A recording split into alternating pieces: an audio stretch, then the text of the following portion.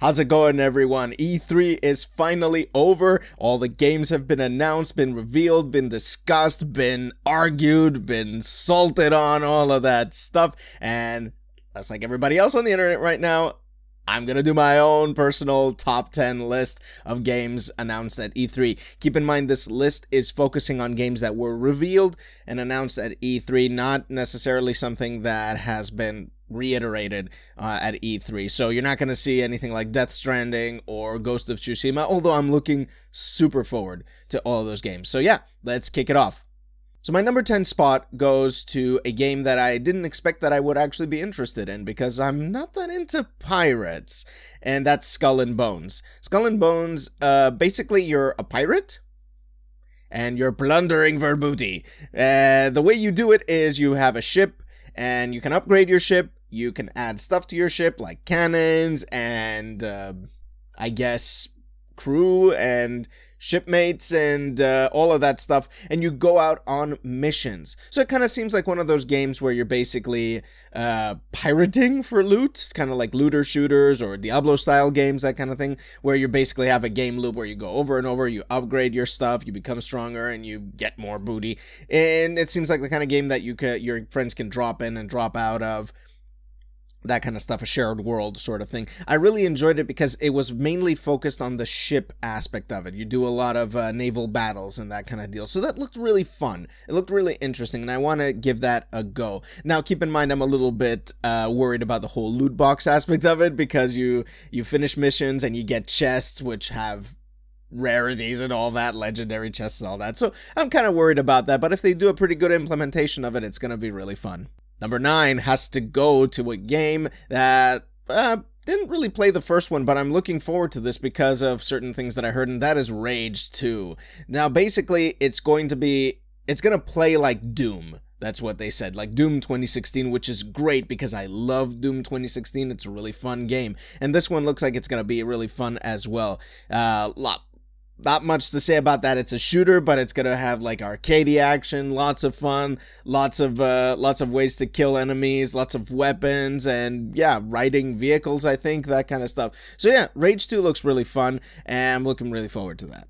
Number 8 has to go to yet another unexpected game on my side because I'm not exactly into horror games myself, and that is Resident Evil 2 Remake. It looks absolutely amazing, and it's probably gonna be an amazing opportunity for me to finally get into the series. I did play Resident Evil 1 way back when on the PlayStation 1. It was the game that put me off from the horror genre because I shit my pants when I went through that corridor where the dogs just come in and just like, oh my god, I tossed my controller in the air, all that shit. It was insane.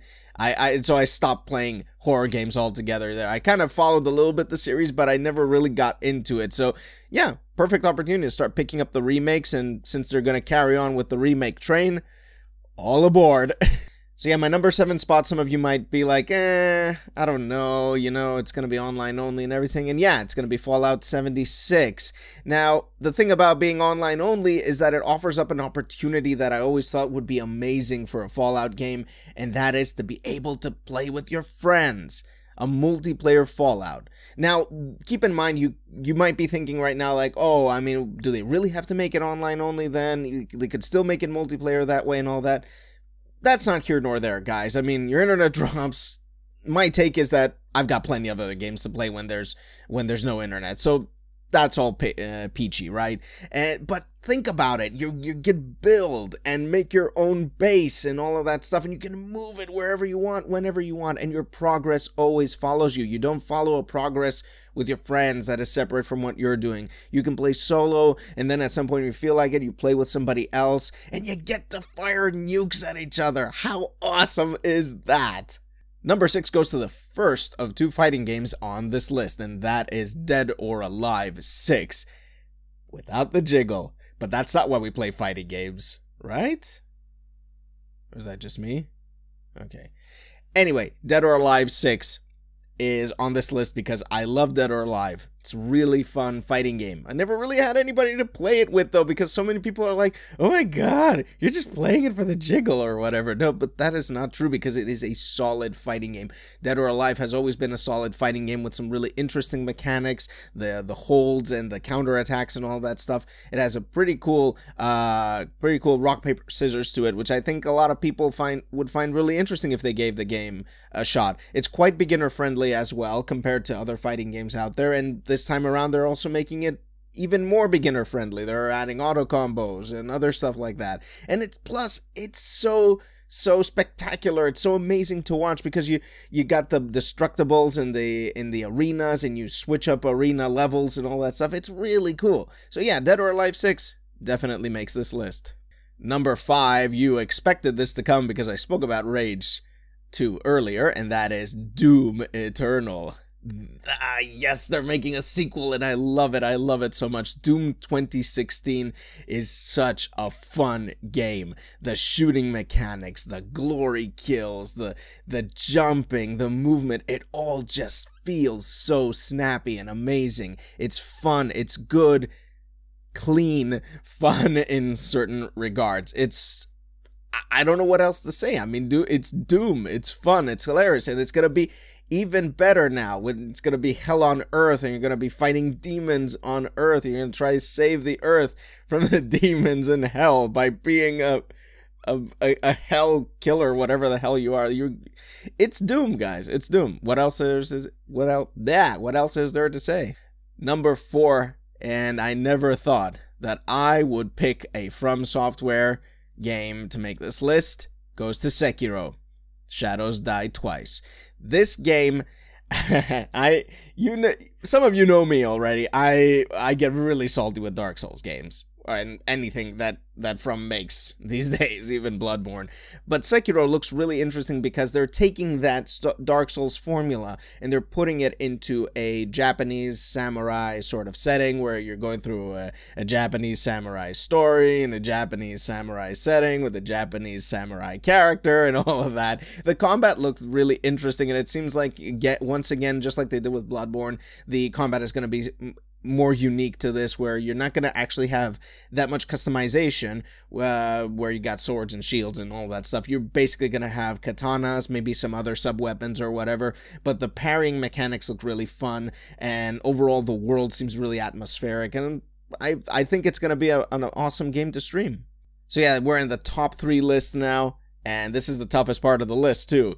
And let's start with number 3, which is going to, I can't believe, I'm saying that a lot in this list. I can't believe I'm adding a game like this to this list, Assassin's Creed Odyssey.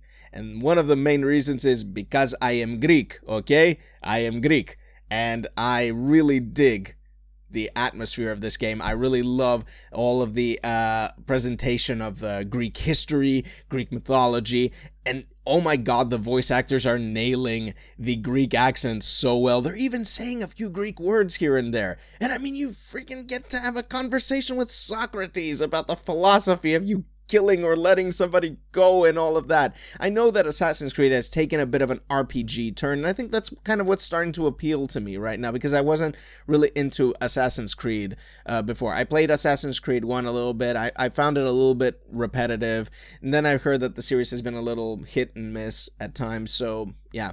Anyway, it looks really fun. I'm super excited to play this, particularly because of the setting, but also because you get to play 2 different characters with their own different storylines, which I find really amazing.